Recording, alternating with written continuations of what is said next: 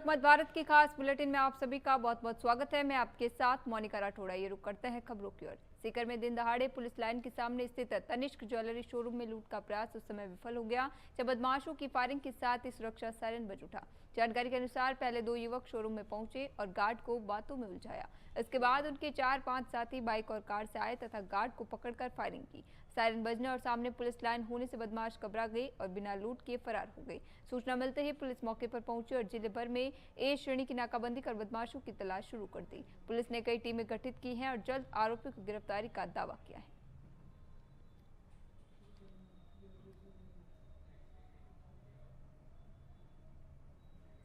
उधर राजस्थान के शिक्षा मंत्री मदन दिलावर के विवादित बयान के विरोध में रविवार को कांग्रेस कार्यकर्ताओं ने उनके आवास के पास प्रदर्शन किया है। जंतर मंतर पर धरना दे रहे युवाओं को गुंडे कहे जाने वाले बयान के खिलाफ कांग्रेस कार्यकर्ता LIC बिल्डिंग से मंत्री आवास की ओर रवाना हुए, लेकिन पुलिस ने उन्हें रास्ते में ही रोक दिया। प्रदर्शनकारी मंत्री को प्रतीकात्मक रूप से गुलाब का फूल नहीं सौंप सके। कांग्रेस नेताओं ने बयान की कड़ी निंदा करते हुए शिक्षा मंत्री से इस्तीफे की मांग की और नारेबाजी की। कांग्रेस ने आरोप लगाया कि जिम्मेदार पद पर बैठे व्यक्ति को अपशब्दों से बचना चाहिए। देखिए, देश के अंदर आज कई हमारे जो सैनिक है, वो सैनिकों को बीच में कभी भी कोई आतंकवादी आ जाते हैं और वो आके उनके ऊपर हमला कर देते हैं, उनको मार देते हैं। ऐसे समय पे मदन दिलावर जी का मुंह नहीं फटता। आज जब हमारे देश का भविष्य जो छात्र है वो अपनी बात को लेकर मांगने को लेकर जो है जंतर मंतर में पहुंचे थे, उनके बारे में इस प्रकार के शब्दों का प्रयोग करना कि गुंडे घुस गए थे। आप हमारे भविष्य को गुंडा बताना चाह रहे हैं। हम इसको वही करगिल विजय दिवस के अवसर पर गौरव सेनानी सेवा समिति की ओर से सम्मान समारोह आयोजित किया गया। कार्यक्रम की शुरुआत शहीद स्मारक पर पुष्पांजलि अर्पित कर करगिल के अमर शहीदों को श्रद्धांजलि देने से हुई। इंदिरा नगर स्थित सामुदायिक विकास भवन में आयोजित समारोह में करगिल युद्ध के शहीदों की वीरांगनाओं तथा गैलेंट्री अवार्ड व शौर्य पदक विजेता सैनिकों को सम्मानित किया गया। वक्ताओं ने सैनिकों के साहस, बलिदान और राष्ट्र सेवा को याद करते हुए कहा कि करगिल विजय दिवस वीरता और देशभक्ति का प्रतीक है। समिति अध्यक्ष हवलदार रतिराम कसवा, कर्नल सुरेश जांगीर, मेजर जयराम और कैप्टन सुल्तान खान ने युवाओं को राष्ट्र सेवा के लिए प्रेरित किया। समारोह में पूर्व सैनिक, अधिकारी और नागरिक उपस्थित रहे।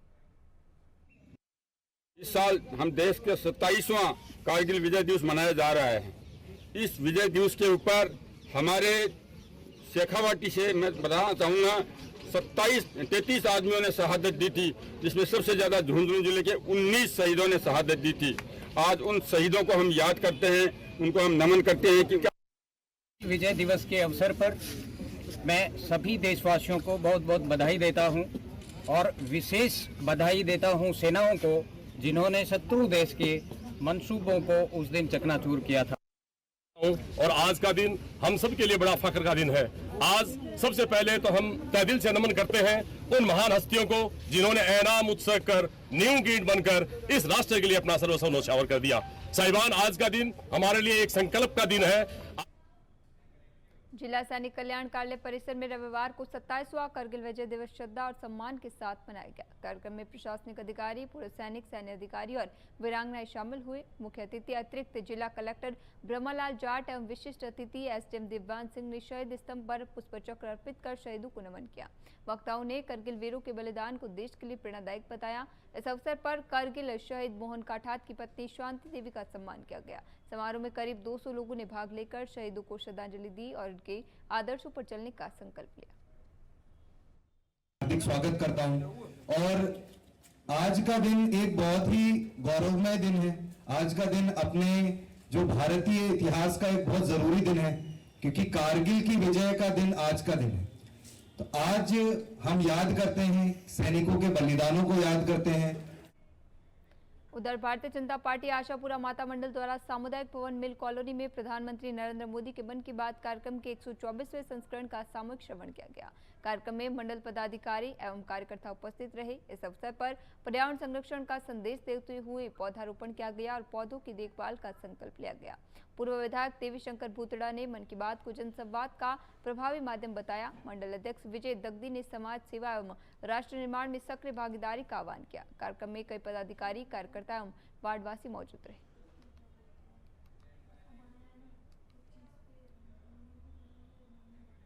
वहीं पिसांगन क्षेत्र का एकमात्र गोविंदगढ़ बांध लगातार पानी की आवक से लबालब भर गया है। बांध की 200 मीटर लंबी चादर से करीब 100 मीटर हिस्से में 1 से 3 इंच तक पानी बह रहा है। अजमेर के अन्नासागर स्कैप चैनल से करीब 45 किलोमीटर का सफर तय कर सागरमती नदी के जरिए पानी गोविंदगढ़ बांध पहुंचा। बांध के पूर्ण क्षमता 4.70 मीटर तक बढ़ने के बाद चादर चलने लगी। इससे आसपास के गांव में खुशी का माहौल है। ग्रामीणों को कुओं, नलकूपों की रिचार्ज और भूजल स्तर बढ़ने की उम्मीद है। प्रशासन ने सुरक्षा के लिए ग्रामीणों से चादर पर नहीं जाने की अपील की है। किसान उपखंड को सब बड़ो गोविंदगढ़ बांध चादर चल रही है, कहीं क्या वो आपको चादर चल रही, चादर बढ़िया चल रही है साहब। काश्तकारों को फायदो है पानी को, आगो आगे पानी बढ़ रही है और खेतों में लोगों के पिलाई हुई बेरा मार ट्यूबवेल मार पानी को फर्क पड़ी। उधर ब्यावर के नंदनगर स्थित पूज्य झूलेलाल साहिब मंदिर में चालीहो सेवा समिति द्वारा चालीहो महोत्सव श्रद्धा और उत्साह के साथ मनाया जा रहा है। महोत्सव के तहत प्रतिदिन हवन यज्ञ, प्रभारी फेरी, भजन संध्या सहित विभिन्न धार्मिक कार्यक्रम आयोजित हो रहे हैं। रविवार को हवन के बाद प्रभात फेरी गणेशपुरा व प्रतापनगर पहुंची, जहां श्रद्धालुओं ने स्वागत किया। मंदिर में झूलेलाल साहिब का सब्जों से आकर्षक श्रृंगार किया गया। शनिवार रात आयोजित भजन संध्या में प्रगति पुरुषवाणी व राकेश भंडारी ने भजनों की प्रस्तुति देकर भक्तों को भाव विभोर किया। कार्यक्रम का समापन वरुण चालीसा पाठ से हुआ।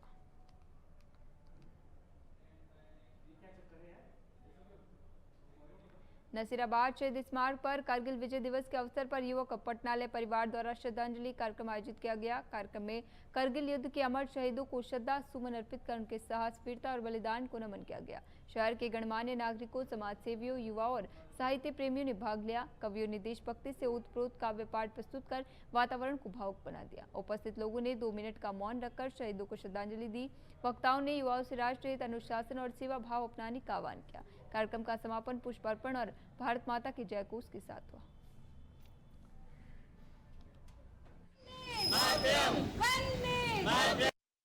आज कारगिल विजय दिवस के उपलक्ष्य में युवक पटनालय नसीराबाद द्वारा समस्त सार्वजनिक संस्थाओं के सहयोग से, नगर के पत्रकारों से, सबके सहयोग से आज ये कारगिल दिवस मनाया जा रहा है।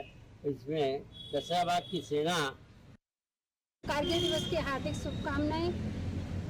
जिस प्रकार शहीदों ने अपनी जान की परवाह किए बिना देश को आजाद कराने में अपनी जान दी है, उसी प्रकार मैं सभी से निवेदन करती हूँ, ये देश सिर्फ जान नहीं मांगता है, अपना राष्ट्र हित प्रथम, इसी भावना से अगर काम करोगे तो वो भी देश के लिए अपनी एक योगदान देने के लिए तरह है। तो मैं एक ही कहूँगी, राष्ट्र हित प्रथम की भावना से ही सभी काम करें। और यही वही कपासन क्षेत्र के सांवलिया धाम आश्रम मुंगाना में 28 और 29 जुलाई को आयोजित होने वाले गुरु पूर्णिमा महोत्सव को लेकर तैयारियां जोरों पर हैं। आश्रम को भव्य रूप से सजाया जा रहा है। महोत्सव में राजस्थान सहित गुजरात, महाराष्ट्र, मध्य प्रदेश और उत्तर प्रदेश से 1.5 लाख से अधिक श्रद्धालु के पहुंचने की संभावना है। श्रद्धालु गुरु चरण वंदन कर आशीर्वाद प्राप्त करेंगे। प्रसादी निर्माण के लिए 30 क्विंटल से अधिक शक्कर से खांड गालन की रस्म वैदिक मंत्रोच्चार के साथ शुरू हुई। आश्रम प्रशासन ने भोजन, जल, आवास, चिकित्सा और सुरक्षा की व्यापक व्यवस्था की। बोलिए सांवरिया शेर की जय, गुरुदेव भगवान की जय। सांवरिया धाम आश्रम मुंगाना में परम पूज्य श्री गुरुदेव भगवान श्री जी के द्वारा लगभग 45 वर्षों से गुरु पूर्णिमा का उत्सव चल रहा है, जहां हजारों की संख्या में भक्तजन पधार करके पूज्य गुरुदेव भगवान के दर्शन करके महाराज श्री जी के हाथों से कंठी प्रसाद प्राप्त करते हैं। पिछले वर्ष भल्या नवमी को पूज्य गुरुदेव भगवान श्री अपने शरीर को पांचभौतिक प्रकृति तत्व में विलीन करते हैं और उसके वहीं जयपुर के जामडोली स्थित प्राचीन नरसिंह मंदिर में प्रदोष के पावन अवसर पर भव्य भजन संध्या का आयोजन किया गया। इस भक्तिमय कार्यक्रम में बड़ी संख्या में श्रद्धालुओं ने उत्साहपूर्वक भाग लिया। मंदिर परिसर में भगवान नरसिंह सहित अन्य देवी देवताओं की प्रतिमाओं का विशेष श्रृंगार भी किया गया, जिससे पूरा वातावरण दिव्य और आकर्षक नजर आया। राजेश म्यूजिक ग्रुप द्वारा प्रस्तुत किए गए शानदार भजनों ने भक्तों को भाव विभोर कर दिया। भजनों की मधुर धुनों पर श्रद्धालु देर तक झूमकर भगवान की भक्ति में लीन दिखाई दिए। आयोजन में भक्तों का विशेष सहयोग देखने को मिला, जिसने कार्यक्रम की भव्यता को और बढ़ा दिया। मंदिर परिसर में आस्था, श्रद्धा और भक्ति का अद्भुत संगम देखने को मिला।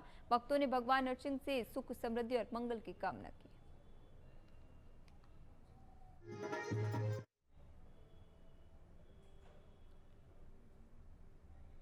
उधर अरावली की पहाड़ियों में स्थित प्रसिद्ध श्री जीण माता मंदिर में प्रतिदिन हजारों श्रद्धालु दर्शन के लिए पहुंचते हैं। हाल ही में मंदिर मार्ग पर अव्यवस्थित पार्किंग और खराब ट्रैफिक व्यवस्था के कारण श्रद्धालुओं व वाहन चालकों को भारी परेशानी का सामना करना पड़ा। सड़क के दोनों ओर बेतरतीब खड़े वाहनों से मार्ग संकरा हो गया और लंबे समय तक जाम की स्थिति बनी रही। मौके पर पर्याप्त ट्रैफिक पुलिसकर्मी और सुरक्षा बल तैनात नहीं दिखाई दिए, जिससे दुर्घटना की आशंका भी बनी रही। श्रद्धालु और स्थानीय लोगों ने प्रशासन से स्थायी यातायात व्यवस्था, निर्धारित पार्किंग स्थल और पर्याप्त पुलिस बल की तैनाती की मांग की है। बेहतर प्रबंधन से श्रद्धालु की सुविधा और सुरक्षा सुनिश्चित की जा सकती है। अभी के लिए खबरों में इतना ही। तब तक के लिए बने रहिए लोकमत भारत के साथ, साथ सच का।